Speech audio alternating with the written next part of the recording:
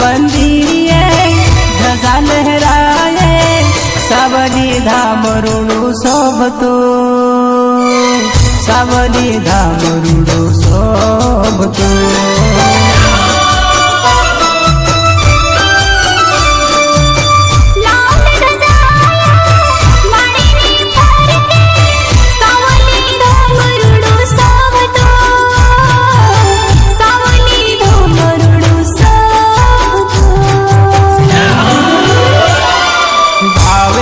भुवाजी ने दर्शन दीधा सावली रे धोमे महाकाળી प्रगटाणी सवनी आस पूरी करे हो मां